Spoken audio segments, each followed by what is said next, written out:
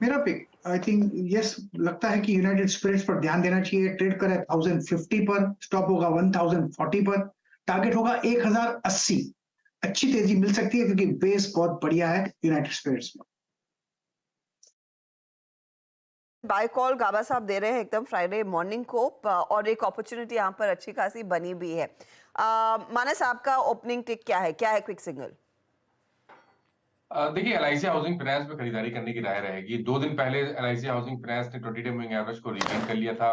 कल के सेशन में कंसोलिडेशन देखने को मिला, एक पॉज देखने को मिला, लेकिन आज फिर से हमें एक फ्रेश ब्रेकआउट देखने को मिल रहा है।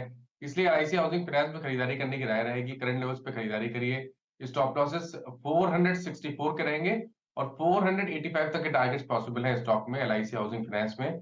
ऑप्शन में अगर ट्रेड लेना हो तो at the money call option 470 वाला खरीद सकते हैं। 10 रुपए पे ट्रेड हो रहा है, 6 रुपए 50 पैसे का स्टॉप लॉस लगाना है और 18 रुपए के टारगेट आप इस ऑप्शन में भी सेट कर सकते हैं।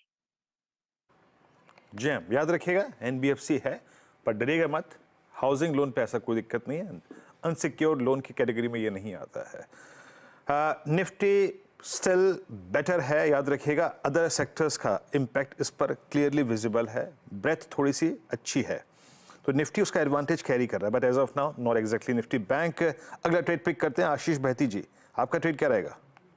वीरेंद्र जी, इंडिगो में खरीदारी की सलाह रहेगी। इंडिगो एयरलाइंस में जिस आपका मूव इंडिगो में आप देखने मिल रहा है और क्रूड की गिरावट का एक क्लियर बेनिफिशियरी भी बनता है ये, तो इन लेवल्स पे खरीदारी की जा सकती है। 2550 का एक स्टॉप लॉस लगाना है। मुझे लग रहा है कि इसमें 2650 का फर्स्ट टारगेट, 2680 के सेकंड टारगेट के लिए पोजीशन बनाई जा सकती है। ओके, तो 2600 आगे 2680 की तरफ बढ़ता हुआ ये काउंटर क्लियरली। प्रशांत सावंत, आपका क्विक सिंगल? जी हर्षा जी, मेरी पिक भी इंडिगो ही थी, तो अब मैं नेक्स्ट पिक जो लेना चाहूंगा वो होगी ग्रासिम। करीबन 1955 1955 पे ये ट्रेड कर रहा है। मेरा स्टॉप लॉस होगा 1930 1930 का। जो टारगेट मैं देख रहा हूँ वो होगा करीबन 1985 1985 से लेके 1990 1990 के। 1953 पे ग्रासिम आपका बाय है। फिर निफ्टी दिखाइएगा, आखिरी का कल का हमारा जो क्लोज का क्लस्टर था उसको निफ्टी रिगेन करता हुआ। That's good. निफ्टी और बैंक निफ्टी में क्लियर डाइवर्जेंस है इस वक्त। अब आते हैं राजेश सतपुरे जी की कॉल के पास। राजेश जी, आप क्या पिक कर रहे हैं? वीरेंद्र जी, देखिए मेरी नजर है एस्ट्रल पे। एस्ट्रल पे 2-3 दिनों से मैं यहाँ पे नजर रखे हुए हूँ। आज देखिए इसमें एक रेंज ब्रेकआउट है। जो फॉर्मेशन था एक साइडवेज था, और साइडवेज का जो रेजिस्टेंस था वो 1900 के आसपास था, जहाँ पे कॉल राइटर खड़े थे। 1916 पे ये चल रहा है, तो एक क्लियर कट रेंज ब्रेकआउट मिल रहा है। टारगेट होगा 1960 टू 1980।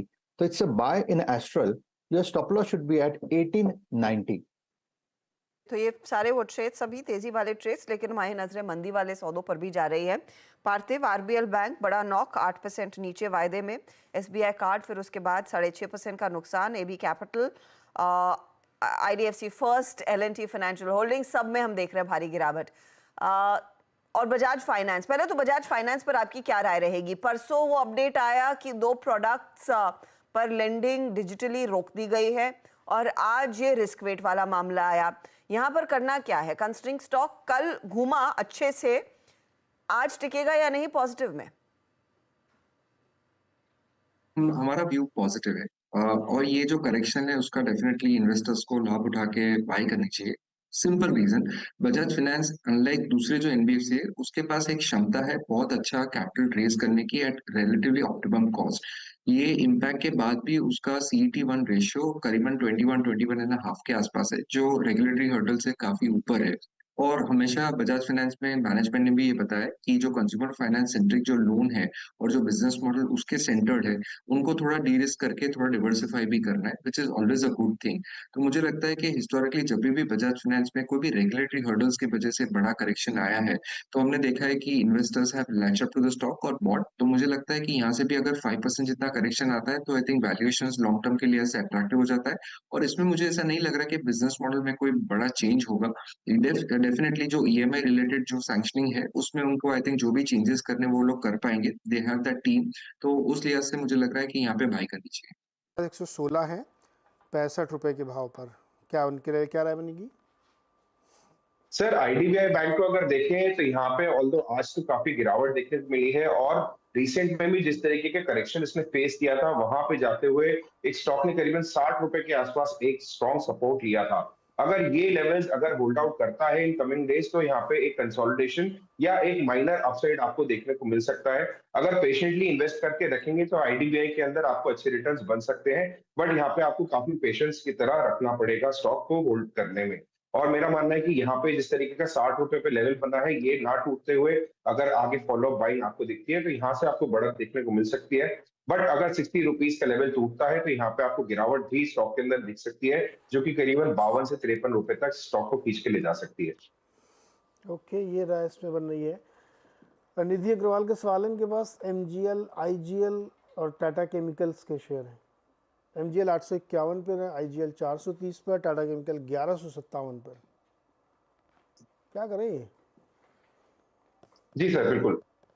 सर मेरा मानना है कि जिस तरीके से आईजीएल का जो फॉर्मेशन हुआ है चार्ट्स पे वो यहाँ पे एक बड़ी गिरावट के बाद में एक थमता हुआ नजर आ रहा है, बट चार्ट जो है वो काफी नेगेटिव है और मेरा मानना है कि अगर 383 रुपए का लेवल अगर ब्रीच होता है ऑन द डाउन साइड तो यहाँ पे और बड़ी गिरावट देखने को मिल सकती है।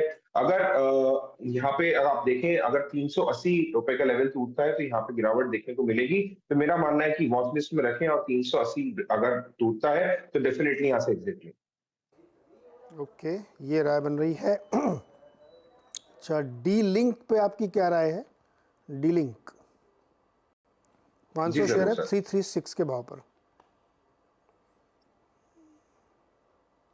सर 317 के आसपास चल रहा है और स्टॉक ने करीबन देखा जाए तो करीबन 290 से 295 के आसपास एक सपोर्ट लिया है। ऑन दी अपसाइड एक रेजिस्टेंस मौजूद है जो कि बैठता है 330 रुपए के आसपास, जो कि इनकी बाइंग प्राइस के आसपास ही है। मेरा मानना है कि थोड़ा सा वेट एंड वॉच करे। स्टॉक ने हाल फिलहाल ही एक अच्छा मोमेंटम पिकअप किया है। अब देखना होगा कि 330 के ऊपर अगर वीकली क्लोजिंग मिलती है तो वहां से जरूर एक बढ़त आपको देखने को मिल सकती है जो कि स्टॉक को करीबन 350 से 360 के लेवल तक ले जा सकती है।